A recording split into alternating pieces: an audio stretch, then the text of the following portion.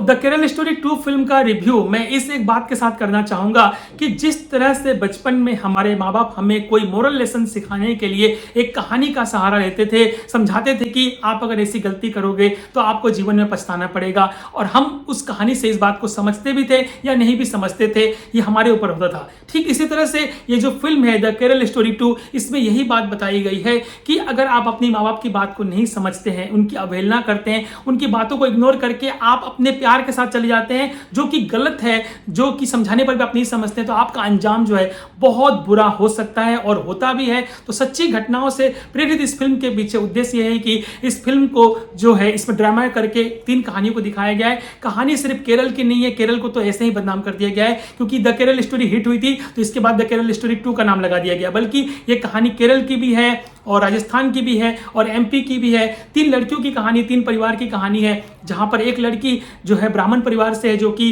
केरल की है, वो चली जाती है एक ऐसे लड़के के पास जो कि उसके साथ लिव इन में रहता है, जो कि पहले से शादीशुदा है। उससे कहता है कि मैं उसे तलाक दे दूंगा, लेकिन तलाक नहीं देता है, बल्कि उसको ही उसका ही धर्म परिवर्तन करा देता है, उससे जबरन गोमांस खिलाता है, जिसका दृश्य आपने जो देखा है और वो यहाँ पर भी दिखाया गया है। एक ऐसी लड़की है जो रील बनाना चाहती है, वायरल होना चाहती है, उसे एक्सपोज करना है आगे आने के लिए, लेकिन माँ बाप जब मना करते हैं तो उसे लगता है कि वो उनके दुश्मन है और वो एक मुसलमान लड़के के प्यार में पड़ जाती है, और वहां पहुंचती है तो पता चलता है कि उनके यहाँ तो ये हराम है। फिर क्या होता है, लड़ाई झगड़ा होता है, फिर उसकी हत्या होती है, उसको पीस पीस करके बोरे में फेंक दिया जाता है। थोड़ा सा कहानी में रिवील भी कर रहा हूं आपके लिए। और इसके बाद एक कहानी है एक लड़की की जो कि नेशनल खेलना चाहती है भाला फेंकने में, और वो लड़की एक ऐसे लड़के के प्यार में फंसती है जो कि बाहर से हिंदू होने का दावा करता है, लेकिन शादी के बाद, शादी से पहले पता चल जाता है कि वो मुसलमान है, और वो नौटंकी करके उससे किसी तरह से निकाह कर लेता है। बाद में उसका शारीरिक शोषण होता है, किस तरह से होता है, बहुत ही बुरी तरह से दिखाया गया इसे। तो ये सब चीजों को देखने के बाद आपकी आंखें खुली की खुली रह जाएंगी, फटी की फटी रह जाएंगी कि भाई साहब ये हमारे देश में क्या हो रहा है।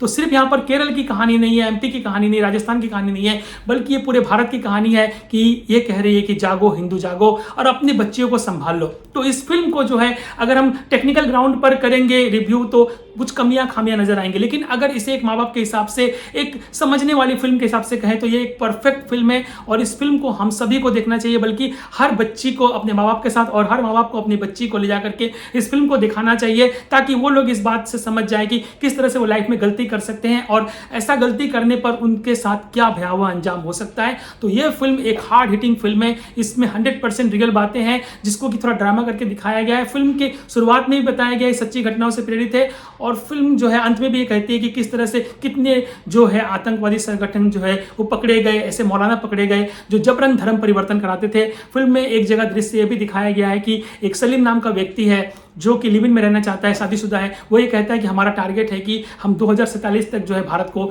एक इस्लामिक स्टेट बना दे और यहाँ पर जो है शरिया कानून लागू हो। तो अंदर ही अंदर इनका ऑपरेशन सब चल रहा है। तो इस फिल्म को लेफ्ट विंग वाले जो है बिल्कुल पसंद नहीं करेंगे और राइट विंग वाले जो है वो पसंद करेंगे। तो मैं ये लेफ्ट राइट की बातों को छोड़कर डायरेक्ट सेंटर की बात कहना चाहूंगा कि इस फिल्म को हम सभी को देखना चाहिए, समझना चाहिए, और चेतावनी की तरह यह फिल्म हमारे सामने आती है, आगाह करती है कि अब भी संभल जाओ, नहीं तो देर हो जाएगी। तो मैं इस बहुत ही बढ़िया कहानी वाली फिल्म को मैं देता हूं 4 आउट ऑफ 5, और मेरी तरफ से यह फिल्म आप सभी को बिल्कुल रिकमेंडेड है, 100% रिकमेंडेड है कि आप लोग जाकर के इस फिल्म को देखिए। फिल्म का म्यूजिक भी बढ़िया है, और फिल्म के जो गाने लिखे हैं मनोज मुंतशिर साहब ने, उन्होंने बहुत बढ़िया गाने लिखे हैं जो आपके दिल को छू जाते हैं कि किस तरह से पश्चाताप होता है अपने माँ बाप को दुख देने पर, और किस तरह से हमारे साथ जो है लाइफ में बुरा होता है। तो इस तरह से इस फिल्म का मैंने रिव्यू किया है, और ये कोई टेक्निकल रिव्यू नहीं है, बल्कि एक जो है इमोशनल रिव्यू है कि यह फिल्म हमारे से क्या चाहती है कि हम इस फिल्म को देखें, और यह फिल्म संदेश क्या देना चाहती है। तो मुझे लगता है कि आप लोगों को जो है द केरल स्टोरी 2 फिल्म का रिव्यू जो है मेरा